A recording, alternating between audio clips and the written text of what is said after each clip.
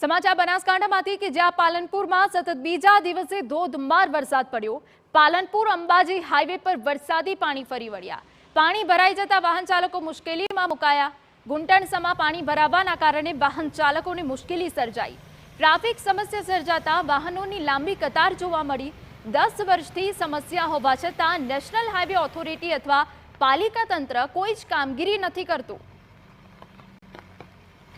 साहब जरा के वो वरसाद पड़े तो पानी केटलू भराई गया बराबर। वाहन चालक अमारी रिक्शा बंद थी गया। थोड़ा थोड़ा पानी भराय ने तो पण अहींया साधनों बधो आवा जवावाळा लोकोने बहु मुश्केली पड़े।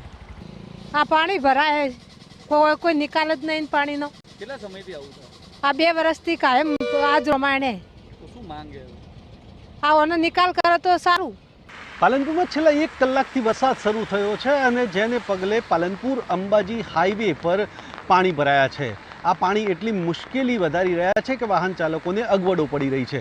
જે પ્રકારે આ દ્રશ્યો છે પાલનપુર અંબાજી હાઈવેના અને અંબાજી હાઈવે પર આ પાણીમાં છે એ વાહનો બંધ થઈ જાય છે અને જેને લીધે અનેક વાહન ચાલકો મુશ્કેલીમાં મુકાય છે। છેલ્લા 10 વર્ષથી આ સમસ્યા છે।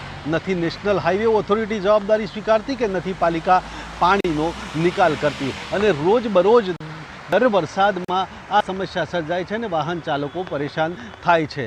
એટલે હવે લોકોની તો એટલી જ માંગ છે કે જે પ્રકારે આ પાણીની સમસ્યા છે તેને નેશનલ હાઈવે ઓથોરિટી અથવા તો તંત્ર દૂર કરે જેથી વાહન ચાલકોને મુશ્કેલી ન પડે। જોકે આગામી સમયમાં ભાદરવી પૂનમનો મહામેળો પણ આવી રહ્યો છે અને આ રોડ પર આ પરિસ્થિતિ સર્જાય છે। અતુલ ત્રિવેદી, TV9।